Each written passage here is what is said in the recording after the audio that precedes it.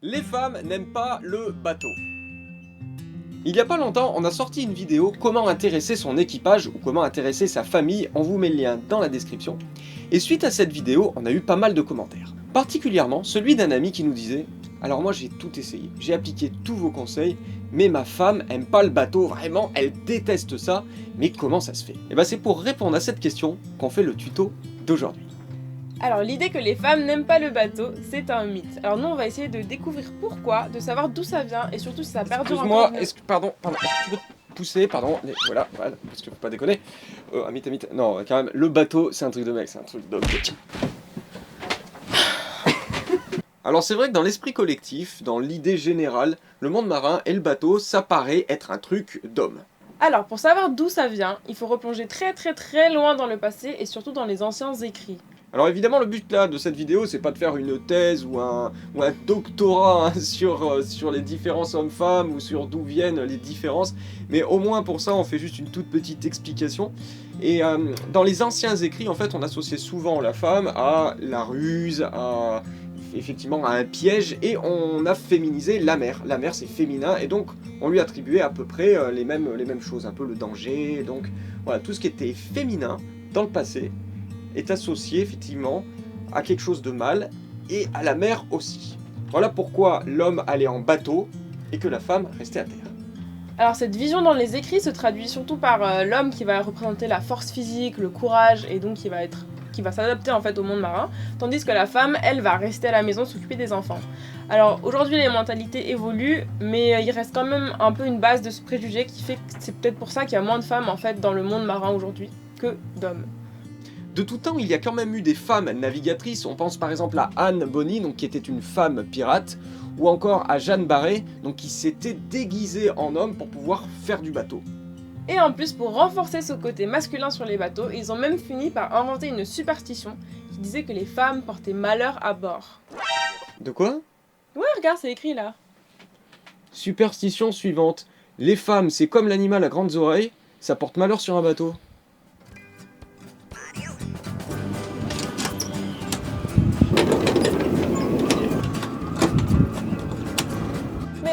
Mais bouchon!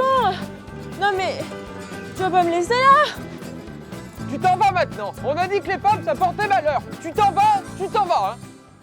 Quand j'étais petit, j'entendais beaucoup parler des grands navigateurs, donc Antoine, Moitessier, Tabarly, et ça me faisait rêver. Mais ça me faisait aussi rêver parce que je pouvais me reconnaître, me projeter en eux. J'avoue, par exemple, quand j'ai rencontré Antoine, j'avais l'impression de me voir quasiment dans plusieurs années. Je me disais, qu'est-ce que j'aimerais faire tout ce qu'il a fait en navigation. Et le problème aussi, c'est que les femmes ont peut-être moins de modèles, puisque depuis l'origine des temps, on a moins de modèles féminins, et donc du coup peut-être aussi que les femmes se reconnaissent moins, ont moins de modèles à observer. Heureusement, de nos jours, on a de plus en plus de femmes qui sont navigatrices. Je pense particulièrement à Catherine Chabot, Isabelle Autissier, Hélène MacArthur, Alexa Barrier, Clarisse Kramer, qu'on peut suivre. Et vous savez d'ailleurs que le dernier Vendée Globe a été l'édition où il y a eu le plus de femmes. Donc ça c'est cool, parce que ça veut dire que petit à petit les mentalités évoluent vraiment. D'ailleurs à ce sujet, vous vous dites peut-être, ouais mais malgré tout sur Corail en voyage, c'est moi qui fais les tutos. Mais c'est pas parce que je suis un gars, c'est parce qu'en fait je navigue depuis que je suis tout petit, depuis que j'ai 5 ans, donc c'est vrai que c'est moi qui connais mieux le bateau, mais si Annie apprend avec moi, et si un jour elle est plus forte que moi, parce que oui ça peut arriver, peut-être qu'un jour elle sera plus forte que moi parce qu'elle va faire des stages avec d'autres skippers, et bah si un jour elle est plus forte que moi, bah peut-être que c'est elle qui fera des tutos sur la navigation. Mais justement, preuve en est que je suis arrivé à faire adorer la voile à Céanie, qui d'une n'avait pas connu du tout ce monde-là, elle fait pas partie du monde du bateau, et oui c'est une femme, et pourtant elle a adoré ça. Alors comment j'ai fait Alors certes, certains vont dire bah à l'extraordinaire, tant mieux, mais d'autre part c'est aussi la façon dont on a eu d'aborder les choses ensemble. Il n'y a pas que moi, il n'y a pas que elle, c'est vraiment une histoire de synergie. Quand vous en prenez à quelqu'un, alors on dit femme, homme, moi je pense qu'on peut plus parler de conjoint quand vous êtes avec votre conjoint. C'est vraiment le bateau, c'est un lieu qui est spécial et il faut réinventer les règles qui étaient à la maison. C'est vrai que ça demande vraiment, c'est un lieu où on réinvente les règles et on réinvente quasiment notre couple ici, et la vie de famille est un petit peu différente sur un bateau qu'à la maison. Allez c'est parti, maintenant on va lister les différentes erreurs que vous faites ou que j'ai pu voir sur comment aborder le bateau. Je sais qu'il y en a beaucoup d'entre vous, mais beaucoup, qui essayent de bien faire. Alors, moi je suis aussi passé par là, on a envie de faire plaisir. Et on se dit, qu'est-ce qui est bon en bateau? Ben franchement, c'est les longs bords à la voile. On part d'ici, on va dans un magnifique mouillage, on dort au mouillage. Et puis après, on va faire une navigation de nuit, voir le coucher de soleil, voir les étoiles. Tout ça, c'est super, c'est génial. Mais c'est trop long. Première erreur, c'est trop long. Trop long. Alors oui, pour quelqu'un qui n'a jamais fait de voile, 10 heures de navigation, c'est beaucoup trop long. Même 1 heure, ça va rester très très long en fait, parce que la personne ne fait rien à bord. Pourquoi est-ce qu'une personne qui n'a jamais fait de voile va s'ennuyer à bord? Tout simplement parce qu'elle ne fait rien. Elle est assise. Il faut surtout se dire que la personne, quand elle est novice à ce monde-là, elle ne comprend rien.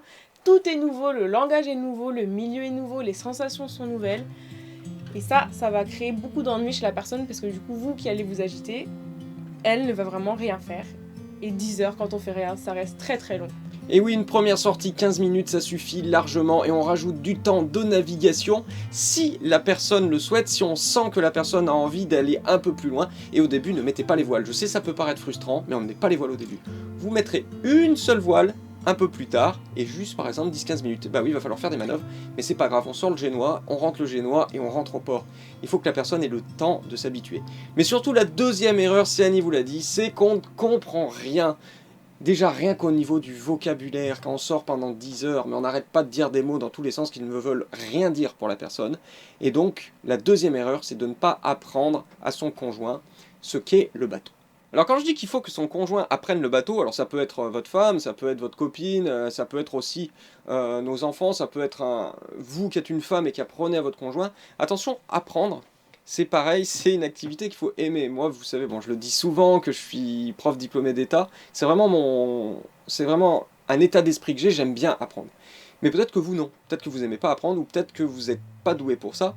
Alors, quand on apprend, déjà, il faut être très patient. Faut jamais s'énerver. Si vous vous énervez une seule fois sur une personne, putain mais qu'est-ce que tu fous? C'est fini, vous allez dégoûter la personne. Pourquoi? Parce que la personne sera toujours dans la peur de faire mal. Or pour apprendre, bah, faut faire des bêtises. Alors je sais que ça fait pas plaisir si par exemple la personne casse un boot parce qu'elle a trop winché, mais il faut accepter que quand vous avez des débutants à bord, bah oui ils vont faire des bêtises, et bah, il va y avoir de la casse. Mais c'est pas grave, on répare, ou on rachète. Oui ça a un coût, mais l'apprentissage ça a un coût. Donc première chose, faut jamais s'énerver, il faut prendre son temps et être patient. Et si vous n'avez pas cette pédagogie, le mieux encore, c'est que la personne apprenne avec quelqu'un d'autre. Effectivement, je vous le dis souvent, allez dans des clubs. Allez dans des clubs, voyez avec d'autres skippers et laissez votre femme louer son bateau. Laissez votre compagnon louer son bateau, quand j'ai loué son bateau, monter sur un petit 420 tout seul. Faut pas forcément que vous soyez tout le temps là. C'est Annie, quand on est parti en club, un coup on faisait du hobby cat. Moi qu'est-ce que j'ai fait? Je me suis mis au milieu du petit hobby cat et je lui ai dit vas-y, tu te débrouilles avec les voiles, la barre. Elle a fait. Mais finalement, elle s'est aperçue de quoi? Elle s'est aperçue qu'elle y arrivait très bien toute seule. Parce que je lui avais donné toutes les bases. Mais si j'avais pas fait ça, peut-être qu'elle aurait pas osé. Pas parce que c'est une femme, mais juste parce qu'elle est débutante. Et en tant que débutant, elle aurait pas osé peut-être se débrouiller toute seule. Deuxième erreur, ne pas apprendre. On en arrive à la troisième erreur. Je viens de vous la dire un peu. Je viens de vous dire, elle était débutante, elle avait peur. La troisième erreur, c'est quand votre équipage, votre femme, votre famille a peur. L'erreur numéro 3, c'est de laisser l'invité avoir peur. Faut surtout éviter cette situation. Premier point, on a souvent peur de ce qu'on ne connaît pas. C'est pour ça qu'il est extrêmement important d'expliquer à la personne qu'elle n'est pas en danger, de lui montrer ce qu'il faut faire, de tout lui expliquer pour pas qu'elle se sente menacée par le bateau. Deuxième point, surtout bien prendre la météo, sortir pas longtemps comme on l'a dit juste avant. Tous ces éléments éviteront que la personne ait peur. Ce qui est important en fait, c'est que cette personne vous fasse confiance et se dise ok, il contrôle la situation, j'ai confiance en lui, j'ai confiance en bateau, et à ce moment-là, je pense que la personne n'aura pas peur du tout. En tout cas, moi c'était mon cas. Quand j'ai débuté avec Fabien, ce qui s'est passé, c'est que j'ai très rapidement eu extrêmement confiance en lui. Donc je parle bien sûr en termes de capitaine, et confiance au bateau. Ce qui fait qu'en fait, sincèrement, j'ai presque jamais peur. Je suis limite la plus détendue de nous deux quand on navigue. La confiance, vous débutez en tant que capitaine, vous n'avez pas fait du bateau toute votre vie, et vous êtes seul maître à bord selon la phrase des bateaux et des marins. C'est vrai, et c'est vrai que vous allez avoir une grosse responsabilité. Alors souvent, moi, quand vous me voyez, quand on est dans des situations un petit peu complexes, vous savez qu'on est arrivé à avoir des situations quand même complexes avec des gros creux de mer, mais c'est pas ça qui me fait le plus peur. On était une fois, si vous suivez nos vidéos, on était au mouillage, l'ancre, malheureusement, la chaîne s'est coincée au mouillage dans un rocher. On s'est retrouvé de nuit avec la houle et le vent qui s'élevait, c'était pas du tout prévu, hein, comme d'habitude en Méditerranée. Et quand j'ai voulu partir, le guindeau, les vis de guindeau qui s'arrachent. J'ai failli perdre mon guindeau, j'ai failli perdre ma chaîne, j'étais obligé de larguer mon mouillage. Et il a fallu, malgré tout ça, malgré le stress que ça peut engendrer, il a fallu que je rassure mon équipage. Ça, c'est un point super important. Quand vous êtes capitaine, il faut vous forcer à garder votre calme et à ne pas montrer vos inquiétudes ou vos peurs à votre équipage. Ça ne veut pas dire que vous ne pouvez pas discuter, dire bon, écoutez, là c'est un peu chaud, on va mettre les gilets, bon, il faut se méfier, bon, là c'est un peu chiant. Mais par exemple, moi, quand le guindeau s'est arraché, j'ai été obligé de larguer ma chaîne, je leur ai dit, bon, c'est pas grave, vous inquiétez pas, on viendra la chercher demain, on s'en fout, de toute façon, tout le monde va bien, c'est l'important. Je peux vous dire qu'à l'intérieur, j'avais les glandes, je me disais, putain, mais comment ça se fait? J'ai vérifié, il n'y avait pas de rocher, il vient d'où ce rocher? Et c'est quand on est arrivé au port, qu'on a mis toutes les amarres, que là, j'ai dit, putain, fais chier. Voilà, ils m'ont tous vu, ils m'ont dit, tiens, il s'énerve, bah oui. Parce que là, je me suis énervé après coup, quand j'ai vu que tout le monde était bien, que j'ai dit, putain, mais fais chier, c'est pas possible, quoi. Et puis là, le lendemain matin, qu'est-ce qu'on a fait? On est allé chercher mon encre et tout s'est bien passé, on était contents, ça fait une activité tous ensemble. Mais il n'y a aucun moment où ils ont stressé. Pourtant, possiblement, si j'avais pris des mauvaises décisions, là, on aurait pu être en danger. Il y a plein de fois où si vous prenez les mauvaises décisions, vous pouvez être en danger, mais il ne faut pas le montrer à votre équipage, il faut être sûr de vous. J'en viens au dernier point. Sur un bateau, il n'y a pas de démocratie, sur un bateau, il n'y a pas de vie de couple, il n'y a pas de vie de famille. Alors je sais que ça va être difficile pour certains, mais en fait celui qui dirige le bateau, c'est celui qui connaît le plus. Il est important de vraiment de donner vos rôles dès le début. Alors si vous êtes une femme capitaine, en fait que vous soyez une femme, on s'en fout. Du moment que vous montez sur le bateau, vous êtes capitaine, et il faut vraiment affirmer votre position de capitaine. Je dis souvent, être capitaine, c'est pas être sergent-chef, mais c'est vous qui prenez les décisions. Si par exemple vous dites ok, là on rentre au port, ou non, on reste au mouillage, il n'y a pas de ah ouais mais tu crois, non, c'est vous prenez vos décisions. Il faut vous affirmer. Ça, je sais que c'est des fois pas facile. Ça vient pas forcément d'une question d'homme-femme, mais ça vient aussi peut-être d'une question dans le couple. Ben oui, dans le couple, il y a peut-être un qui va diriger, entre guillemets, à la maison. Mais sur le bateau, c'est différent. C'est pareil, il faut mettre l'ego de côté. Ça, je vous le dis, l'art de trancher l'ego, c'est important. Parce que si vous commencez sur un bateau à dire non, alors moi, je suis désolé, mais c'est l'égalité, j'ai pas envie que l'autre dirige, ça va pas marcher. Ça va pas marcher parce que sur un bateau, il y a besoin d'un capitaine. Voilà, c'était juste cette petite phrase-là. Qu'on soit un homme ou une femme, on s'en fout complètement. Faut juste vraiment trancher les rôles sur un bateau. Alors, ça te plaît le bateau? Qu'est-ce que t'as pas à répondre encore? Non mais sérieux, qu'est-ce que ça va faire la gueule là? Non, ça me saoule ça quand tu fais la gueule comme ça que tu réponds plus là. Moi je te fais faire 10 heures de navigation, on met les voiles, on a vu des dauphins, on a vu des vagues et c'est merveilleux et toi t'es là à pas répondre. Bah pourquoi tu l'as pas dit que t'étais malade? Erreur numéro 4, elle a le mal de mer, elle a mal au cœur, elle est malade en bateau. Alors je vous rassure, être malade, ce n'est pas que les femmes, parce que à bord du bateau, je peux vous assurer que les potes garçons qui viennent, ils ont été bien plus malades que Céline. Mais par contre, être malade en bateau, c'est marrant pour personne. À part pour moi, parce que je suis jamais malade.